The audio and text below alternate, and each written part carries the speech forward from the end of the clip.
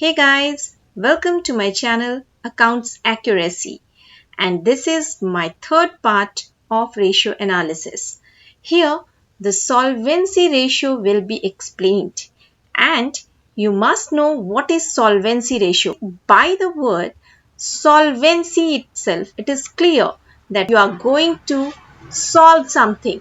That means the problem of long-term loans, indebtedness. That means if the company has taken long-term loans, that will be solved by solvency ratio. That problem will be solved.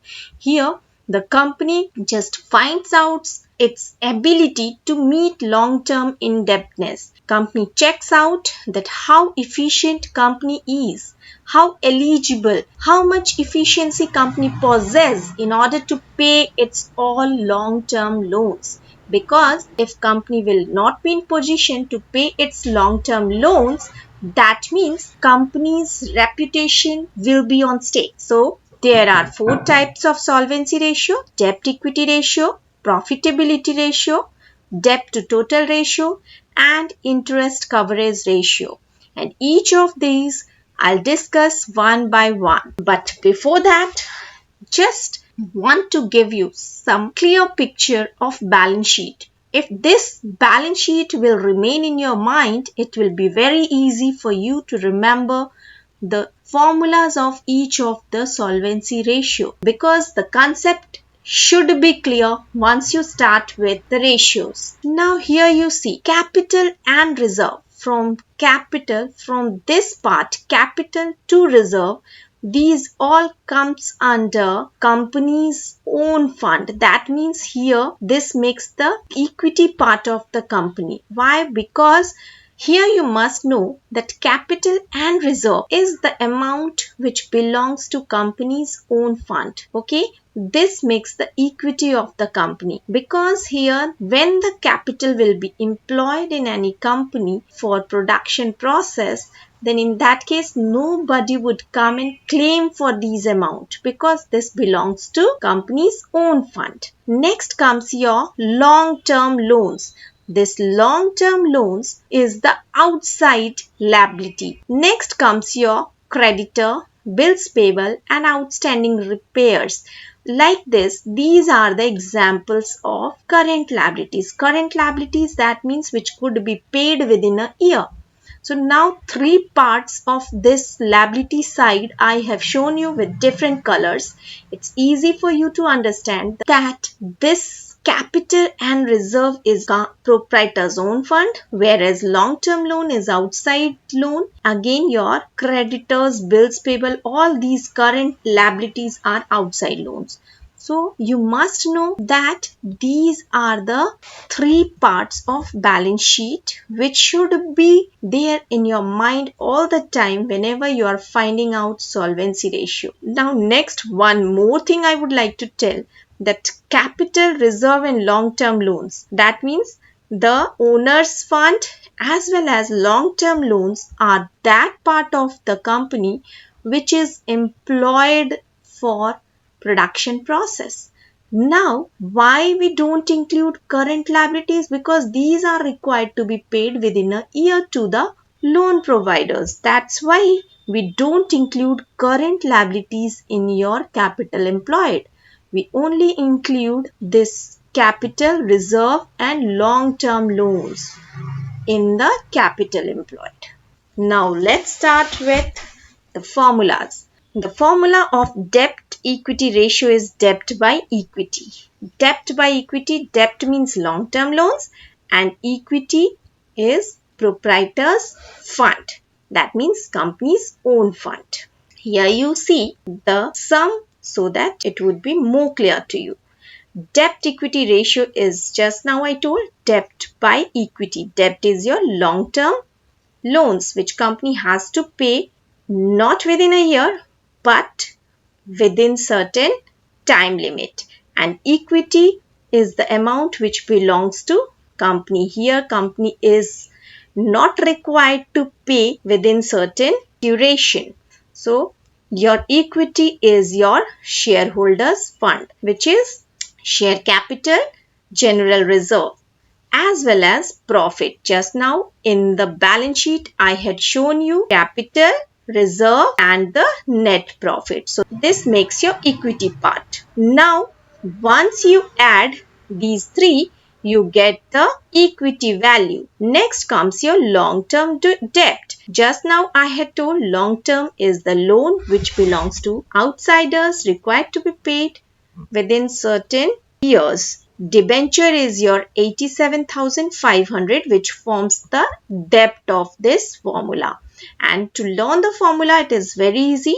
You have to keep debt as numerator and equity as denominator.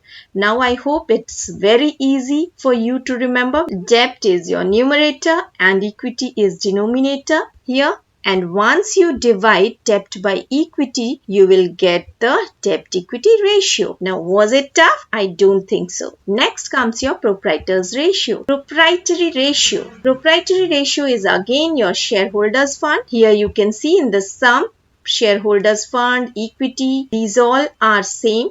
Shareholders fund would include your share capital, profit and loss and general reserve.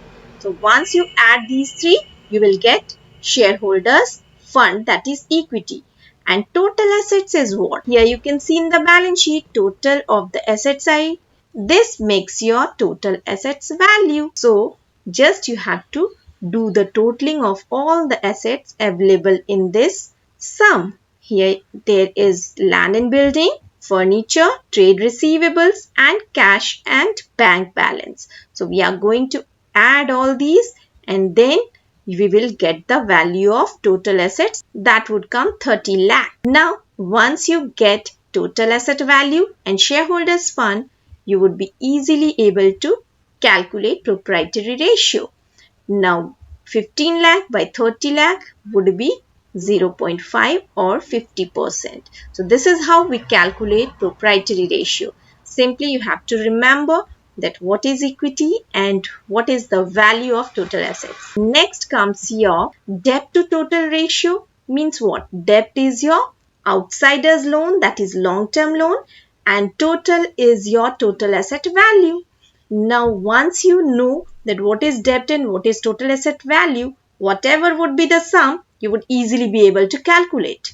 Debt again, from total debt we are going to deduct current liabilities. Why? Because you know that current liabilities we don't include in total debt, or just now I had told we don't include in capital employed. Why? Because these are required to be paid within a year. Now from total debt, once you deduct current liabilities, you will get the long-term loan value, that is 10 lakh.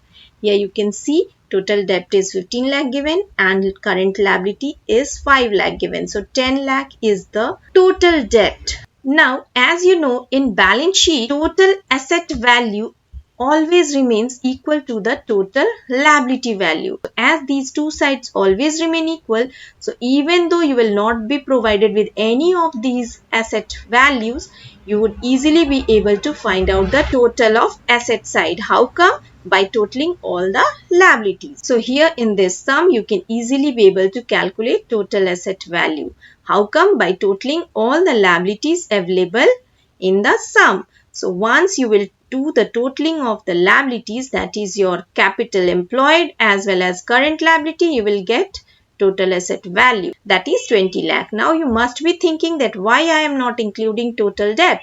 Because capital employed makes the proprietors fund as well as the long-term loans. So here it is already including total debt inside it. So that's why we are not going to add total debt. So we have to simply add capital employed and current liability in order to get total asset value. Now 10 lakh by 20 lakh is 0.5 is to 1, which is to debt to total asset ratio. Next comes the last one, that is interest coverage ratio. Now interest coverage ratio is your profit before interest and tax divided by interest on loan. Here you are just calculating that interest which is required to be paid on long-term loans, how much company is efficient enough to pay those interest which the company needs to pay on its all long-term loans. Because when company takes loans, every year company is needed to pay interest on that. Now, profit before interest and tax, this profit, from out of this profit before paying interest and tax, when you will divide interest on loan, you will get how much eligible company is to pay its long term loans interest. So this is the value which is given here, profit before interest and tax, that is 5 lakh, and you will divide interest on loan, that is 1,25,000. You will get 4 times, that is this much times company has ample amount of profit available, which company could be in position to pay its interest on long-term loans. Now that's all for today. To watch my third video of ratio analysis for understanding activity ratio. And if you liked my video, please don't forget to subscribe my channel. Thanks for watching.